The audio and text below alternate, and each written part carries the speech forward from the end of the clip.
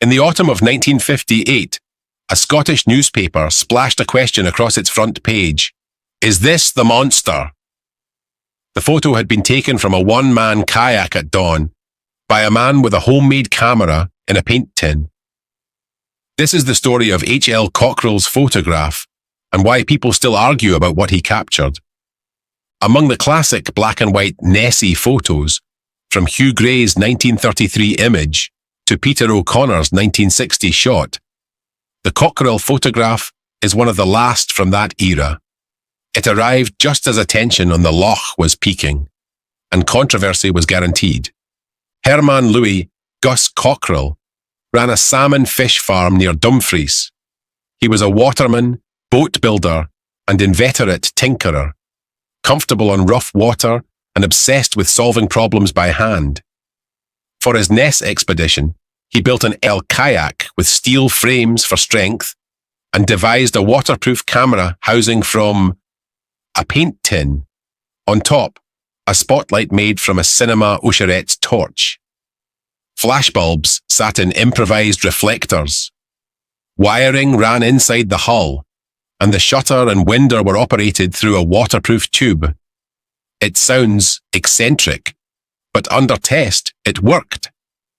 Cockrell also struck a deal with the Weekly Scotsman. He would write a series of articles on the hunt, and the paper's labs would develop his sealed film capsules to guard against accusations of fakery. The build-up got noisy. After press mentions of explosives, an MP asked Scotland's Secretary of State in Parliament about Cockrell's intentions at Loch Ness. The minister's reply noted that using explosives could breach fisheries law, but left the matter to authorities. It was 25th March, 1958. The hunt hadn't even begun, and Nessie was already on the floor of the House of Commons. Cockrell's strategy was simple. Patrol the loch on calm nights, when any disturbance would show clearly. He'd work silently, close to the water, and if the opportunity came, hit the shutter, fire the flashes, and let the lab do the rest. Just before dawn, in mirror-calm conditions off Invermoriston, Cockrell noticed something about 50 yards off his port bow. A very large, flat, head-like shape, 4 or 5 feet long, low in the water, with a thin line several feet astern. He believed he was seeing part of a large creature, moving and converging on him. He took a shot, closed in, took a second. Then a light squall blew through and the object sank from sight. When the breeze cleared, a thin stick lay on the surface. He hauled it aboard as a souvenir, exhausted and shaken. Only later, when the films were developed, did he notice the distinct wash around the main object in his photo, despite the glass, calm reflections. What caused the wake? Cockrell admitted, I just don't know. The next day, a Mr. Brown and his wife from Invergordon reportedly saw 3 black humps churning a foaming trail in the same area, with a curious leading wake ahead, an account unknown to Cockrell at the time. Cockrell actually took 2 photographs. Newspapers preferred the nearer second shot, but the first, less seen, helps compare positions. Against fixed shoreline features, the object's relative position changes between frames, consistent with both the kayak and the object moving. In both images, the water around it is pale and disturbed, while the rest of the loch shows darker hill reflections, evidence of a local wake. The object itself is a smooth, dome-like shape, low in the water, consistent with classic single-hump descriptions. The Weekly Scotsman published the photograph on the 16th of October, 1958, asking that famous question, is this the monster? From a kayak at dawn with a homemade camera. Cockrell had produced one of the era's last headline-grabbing Nessie images. Here is an excerpt from the Weekly Scotsman in Cockrell's own words. The night was very dark until the moon rose, the water calm with a slight swell, as usual coming from a direction completely unexpected. There was a little traffic on the shore.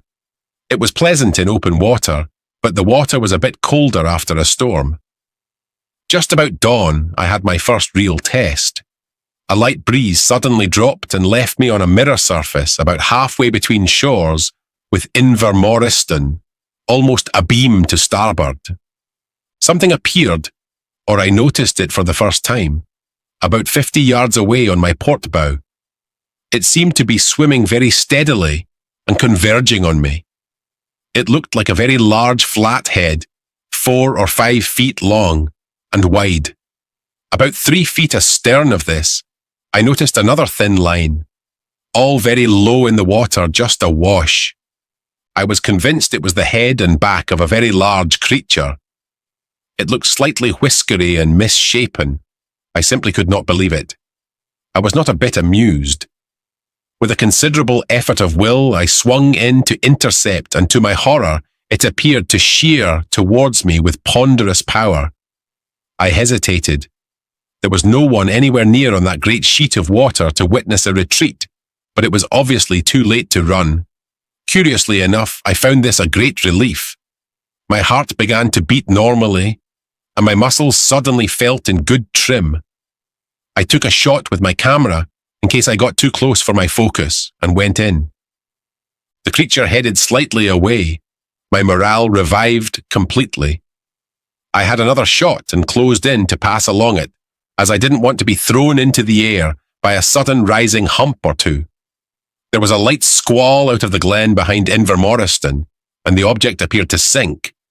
When the squall cleared, I could still see something on the surface. I closed in again cautiously. It remained motionless, and I found it was a long stick about an inch thick. I thankfully assumed it to be my monster and took it aboard as a souvenir. I suddenly felt very tired and stiff and wanted my breakfast. The wind freshened. It can get quite choppy in 10 minutes well offshore, and I had a hard plug back to my camp in the flat cairn of the North Shore. But I felt made. For the last few nights I had rather doubted my mettle, but I now knew I could do the job if necessary, because I really believed I had found the beast. I arrived home, and I really believed my particular monster was a stick, until the films were developed. The film showed things I had not noticed, either through fatigue of the night or, let's face it, the fright of the dawn. The film showed quite a large affair which had a distinct wash.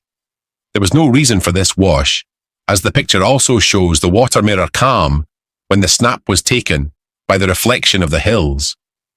What caused the wash? Could it have been Nessie after all? I just don't know. Another point.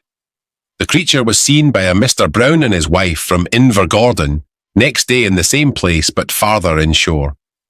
He describes it as 3 big black humps churning through the water, leaving a foaming trail with 30 yards ahead of the humps, a curious wake on the surface, which seemed to be the leading part or head. We have never met, and at the time, no one knew of my own experience. Perhaps later I shall succeed. Anyway, I cannot be accused of mistaking the monster for a stick, but it appears I mistook the stick for the monster. Skeptics quickly seized on the stick Cockrell recovered, arguing that he'd simply photographed driftwood. A lighter patch near one end of the object was pointed to as a gap that showed it was a log, but Cockrell described the stick he picked up as long and thin, about an inch thick, nothing like the broader dome in the photo, and he later wrote to the Scotsman that logs, floodwater and foam were not involved. He also said the bright patch was likely a splash caught mid-exposure. Investigator Tim Dinsdale considered the image genuine enough to request permission to print it in his 1961 book, a supportive stance rare among leading writers. Others stayed cautious. Nicholas Witchell and Henry Bower called it a maybe. Roy Macall thought it was likely a small log, while Stuart Campbell leaned toward stick. The naturalist Maurice Burton later suggested a floating vegetation mat, a theory since fallen out of favour at Loch Ness. The academic W. H. Len proposed a different mechanism, A temperature inversion mirage can exaggerate small objects, though his own examples involve vertical targets over long sight lines, conditions that don't obviously match Cockril's low, horizontal object on calm water. Crucially, Cockrell never trumpeted certainty. He called it a creature in places, but also admitted his fatigue and fright, and that the film showed details he'd missed in the moment. His own ambiguity likely explains why the photo never became a consensus classic like the surgeon's photo, yet its circumstances remain uniquely bold.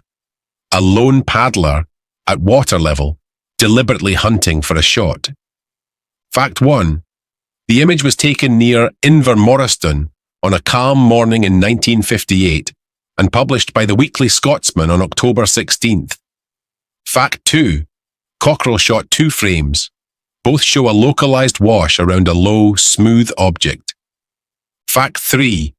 A thin stick was found later, but Cockrell's own description and follow-up letter contradict the idea that a log explains the photo. Fact 4. The shot drew mixed reactions, from Dinsdale's support to log, matte, and mirage explanations. In an age before action cams and night vision rigs, H.L. Cockrell built his own gear, paddled into the dark, and came back with 2 frames and a question that still hangs over the loch. If it wasn't a stick, what was moving out there? Whether you lean believer or skeptic, his photograph is less about a monster and more about a very human thing. The courage to go and look.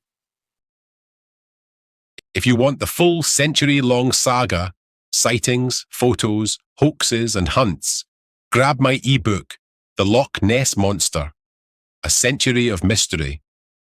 Link in the description and pinned comment.